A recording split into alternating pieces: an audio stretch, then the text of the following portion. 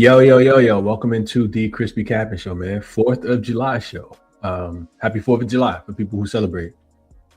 Today, two WNBA games, and a quick recap as we always do from yesterday's action. I was on the wrong side. I ended up playing Minnesota versus playing the over between them and the New York Liberty. That was a loser. Minnesota just didn't look right offensively, and the Liberty are a really interesting team, man, because they are, of course, top tier, right? Probably you could say best team, you could say second best team, if not second best, then they got to be third best. It's them,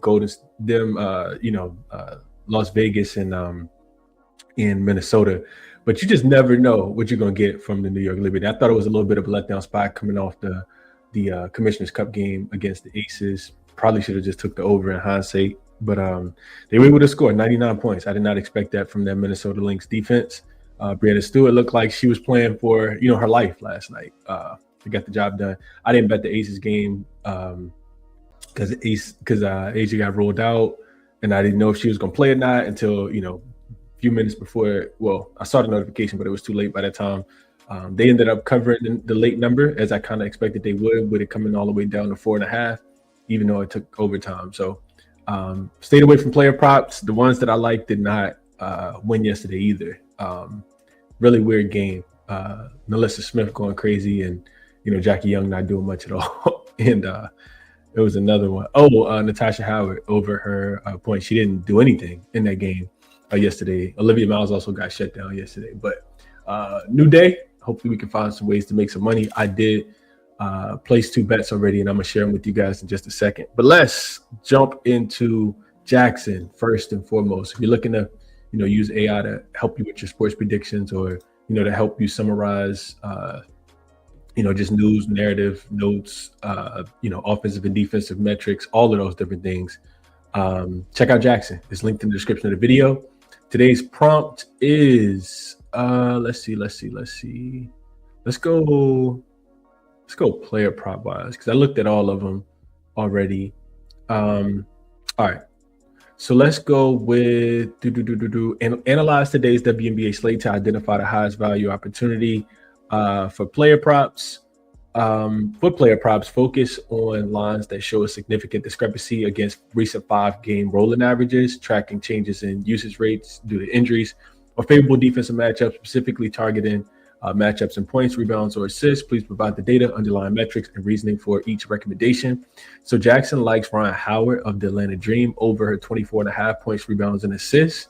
I think this is a really good look. It says that she's the premier value play on the board tonight, while her 5-game average is right at this line. Her 10-game rolling average, 26.8, and her 80% hit rate over that span shows a consistent ability to clear this threshold. More importantly, Howard's been a road warrior, hitting the over in 85.7% of her visitor games this season with a mean of 31.4.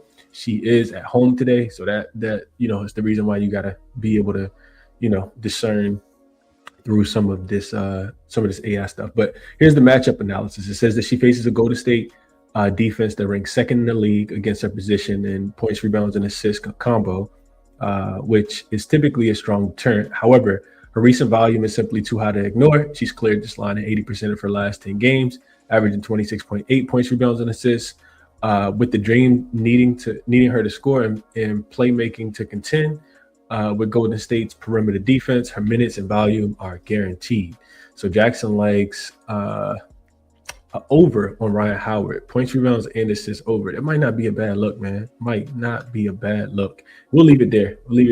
And I'll get into what I'm thinking about the size and totals. So first one up we have is the Golden State Valkyries and the Atlanta Dream. Game will be played at 1:00 Eastern Standard Time today, and we got a 3.5 point spread. This is 4.5 on BetMGM, and the total kind of continue to go up. I didn't expect this total to go up. Injury report wise, I don't think that there's anything of note. Just Brianna Jones and Aaliyah Nye continue to be out. So let's talk about these teams specifically. So we got a Golden State team winning, coming in as winners of 3 straight. They've actually covered 3 straight as well. They've played under in 4 straight games. and it's their first game on the East Coast in quite a while. I want to say like going back to the early parts of June, so probably about a month since they've been on the East Coast. They've been at home, of course, for like their last 4 games, and then they had some Western Conference opponents that were on the road, and then before that they were at home again. So they have not been, on the road in the East Coast in quite a while. On the Atlanta side of things, really slipping. I had this team -6.5 against the Mystics the other day, and they lost that game outright. This is their first game back home off the 4-game road trip. Of course, 3 of those were out west, where they lost all 3 of those games back to back to this Golden State team, and then they lost to Seattle the night after that, come back to DC and lose that game as well. And that was without Sonia Citron. So they failed to cover 5 straight spreads. Now Atlanta, kind of looking like a free falling knife, and if you kind of get into why that has happened, it's been because of their offense. Now, if you guys remember, I think it might have been early last week, I told you guys that Atlanta was the #1 rated offensive team in the WNBA. And that was, I can't remember who they had played, but they had scored a bunch of points in a bunch of games in a row. And I thought to myself, man, Atlanta's really, kind of figuring it out offensively. And then they can't score against the Washington Mystics, who are a pretty good defense, but they can't score against the Golden State Valkyries, who are really good defense. And, kind of stink it up against Seattle as well. And they really won that game, lost that game because they couldn't stop anybody. So now you see that their offensive numbers, back down to 7th in offensive rating. This is the double revenge spot, though, right? Of course, Golden State just beat this team twice. Both of those games went under. Both of them were played in Golden State, of course. And Atlanta scored 75 and 66 points in both of those games. I like under. I like under. This total open 161.5, and somebody's been betting it up. So maybe I'm on the wrong side, but I can't look over between these 2 teams. Maybe Atlanta comes back home, and kind of figures out how to score the basketball again. I just have a hard time thinking that that's going to be the way that it is, just because the way that these 2 teams play, specifically when they play each other as well, right? You got a Golden State team that's 2nd in defensive rating. You got a Golden State team that's, 15th in pace. So the slowest paced team. And then on the opposite side of things, an Atlanta team that is really good defensively as well. They're 4th in defensive rating. They also play, in the bottom half of the league as far as pace goes. And I broke these totals down yesterday. I was looking back into these 2 games that they played. So the first game that Golden State played against the Atlanta Dream, and all of these came within 2 weeks ago. That game had 143 points. And that total was like 166 or 167. And then the second one total, 153. And that total, I think it came down a point, 166.5, something like that. So this total may be, it's not super like a lot lower, but it, in my opinion, it should drop, right? Like this should drop. So I do, I agree with that. We got 143 and 153, and then we're supposed to get to 166. Just the way that the 2 teams play, I don't think that it's going to be a really high scoring game. And you would need both of these offenses to show up. Like, I don't think one of these teams will get to 80. Right now, Golden State team total is like 80.5 or 79.5, and Atlanta's like 82.5. Again, Golden State 15th in pace, Atlanta's 8th. Both top 4 defensive teams, and a couple systems as well, like home favorites seeking double revenge. When the most previous game was within 2 weeks, typically go under at about 70% rate, a little bit over a 70% rate.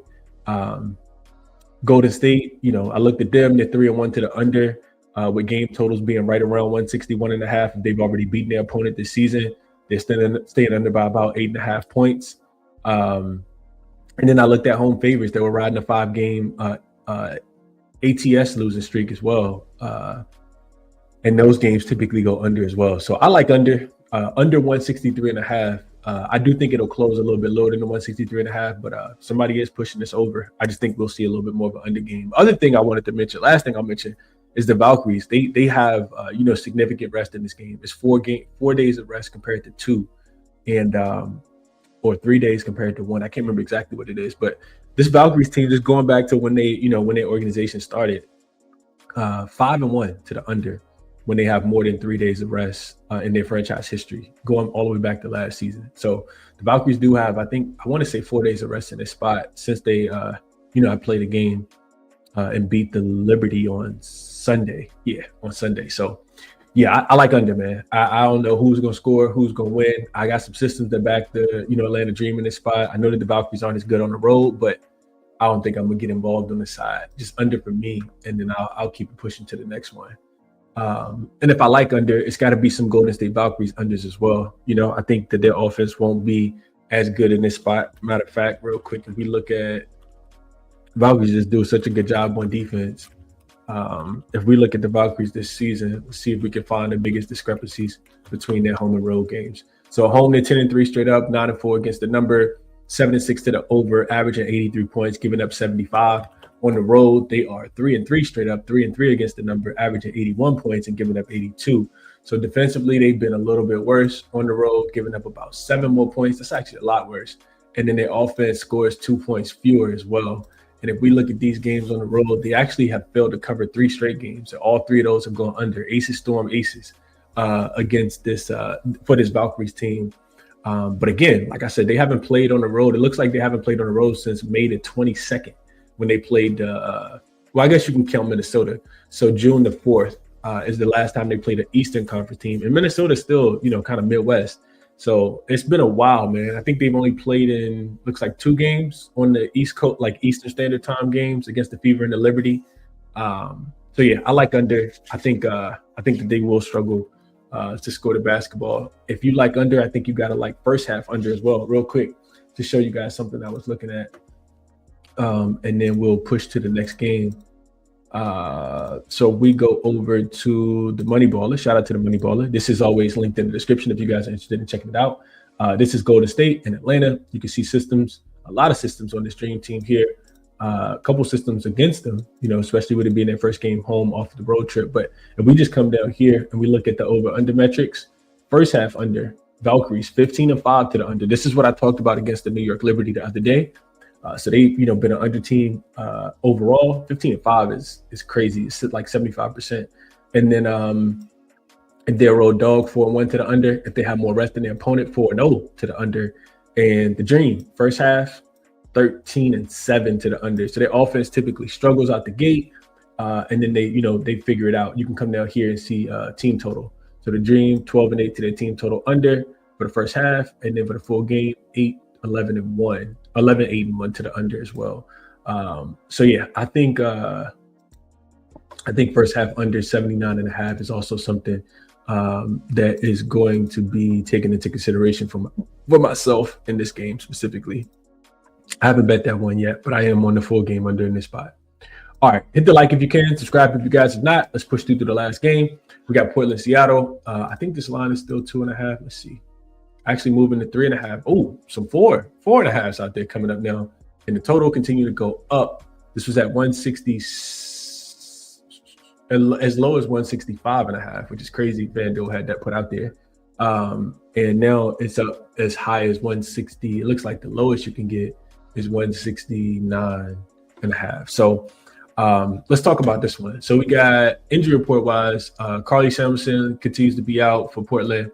And then Seattle's going to be, really healthy, man. They got Izzy back in that last game. She played decent. They got smoked by Phoenix, but she played decent. She had 2 threes in that game. I think they did it right side. I didn't bet the side though. So let's talk about the teams. We got a Portland Fire team that this will be their 4th straight road game. They've lost 3 in a row and are coming off their 4 overtime game against the Washington Mystics. They, have played. They've played. They've had a bunch of time in between, losing that game to the Mystics on Sunday, and they played in 5 straight overs. Defensively, one of the worst teams, actually the second worst team, as you can see in the graphic, 14th in defensive rating.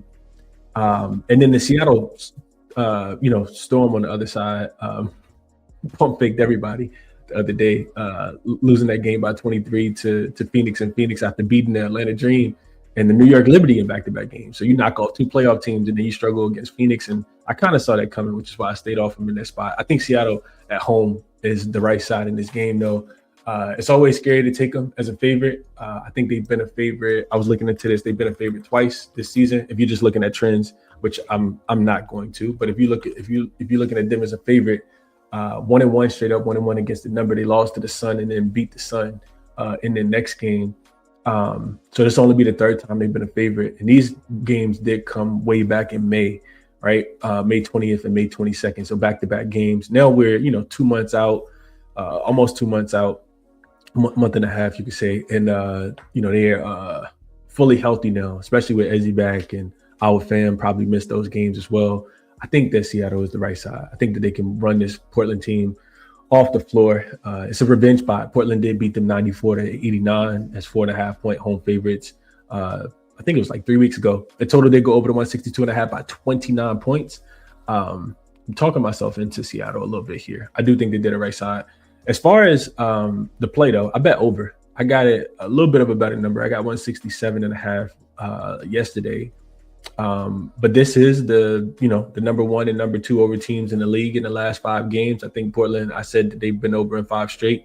This Seattle team has been over in 4 of their last 5 as well. The only under came when they struggled to score the basketball in the second half in their most recent game against the Phoenix Mercury. And that game was on the road. When they've been playing at home, they've been able to score the basketball. I don't see a reason why they shouldn't be able to in this game as well. Portland, again, second worst defensive team in the league. Seattle's 12th in defensive rating. Both teams playing a little bit faster in their last 5 games than on the full season. I looked at home favorites with a 30% win percentage or less. After the 10th game of the season, those games only land about 53% to the over. But if you add that, if you add this season to that, then they're 5-0 to the over this season, going over by about 18.5 points. This would be a really high scoring game, especially if Portland can contribute as well. And I think that they will. Seattle's also off a game where, they gave up 90 points to Phoenix. And before that, they gave up 90 points to Atlanta and 88 points to New York. So I do think Portland will be able to contribute as well. Seattle doesn't scare me defensively as much as they probably should. Once they put it all together with Malunga and, and our fam and having Ezzy back now and Jordan Horston being back, which she is back today, I do think that, it's going to be a problem. It might not be this season, or if it does, it'll be later in the season. But you're starting to see it a little bit at home now as well. This Storm team is let's see real quick. They've actually won back-to-back games at home, and they've covered 6 straight games at home. They've covered 6 straight games. 4 of the last 5 have actually gone over the number as well. So, I like over. I bet over. But I could see Seattle winning this game as well. Just don't know if I'll bet that. From a player prop perspective, if we transition really quickly to Outlier, one player that I like in this game, and that's Dominique Malunga, man. I think she gets a bounce back spot here. Now, of course, she did just kind of wet the bed against the Phoenix Mercury in that last game. 6 points and 5 rebounds. She was set at 17.5. I liked her over in that game. She didn't do much of anything at all. And now you can see that she has not cleared this 27.5 line often. Just 3 times in her last 10 games, right at, averaging 24. This is her points plus rebounds as well. But I think she gets busy against this Portland team tonight. You can see the game that she played against Portland. This game was on the road, 28-11 in that game. And if you know anything about this Portland team, man, they struggle, with giving up points to the center position. They just, for whatever reason, they're really, really bad. They give up a bunch of putbacks. They actually give up the most putbacks in the league. Malunga gets, a ton of her points there. They give up a lot of stuff in transition. Malunga likes to run the floor. She might even get dunked tonight. You got to remember she can dunk as well. She should get a lot of stuff, a lot of her stuff in the paint. And I think her field goal attempts go back up more so than anything else. If you look at, just her field goals in general, you can see that she was, 11 is the lowest she shot in quite a while, and only was 2 for 11 from the field. But it should be a bounce back, a little bit of a bounce back. And the rebound should be there as well, because it's not the greatest rebounding team either. So you can see, you come over here, you can see that this team isn't top 5 or top 10 in any of these categories as far as points and rebounds given up this Portland Fire defense. So I like Malunga. If I'm betting that, I do think it's going to be a little bit of a pace type game when we get up and down the floor. And she should definitely be able to score against this Portland team. So didn't think about isolating the team total. I think Portland is also going to be able to score. We'll see how it goes though. And those are my thoughts, man, on the games. As far as recap, let's see. And I did bet both of these. Let's see. Golden State and Atlanta under the 163.5. Portland and Seattle over. I got 167.5. I think the total being at 160. What did I say the best number was?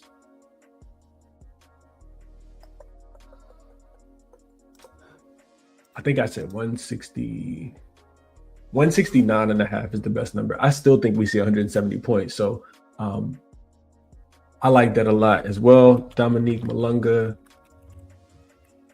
over, what was that number? 27.5 points plus rebounds, I think is what I would play. I was also, just real quick, I was also looking for Dominique Malunga assist prop. It's not available. 1.5 is typically the number. It's not offered right now. But if they start to double her, which, I mean, they may, right? They haven't been able to stop Shakira Austin or Kiki Irvin or anybody else that they played. Remember, Camila Cardoso just had the 30-point game where she didn't even miss a point against this Portland Fire defense just a few, last week. So looking at towards her assist prop, I think is also, especially now that they have, a full complement of players. So that's also something to take into consideration.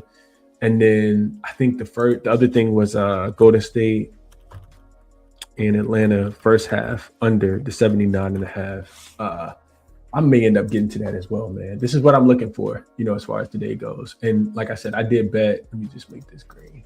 I did bet Golden State and Atlanta under, and I bet this over, and I think we get over the 170 today as well. So that's what I like. Let's see. I'm not sure how I did that. Let's see.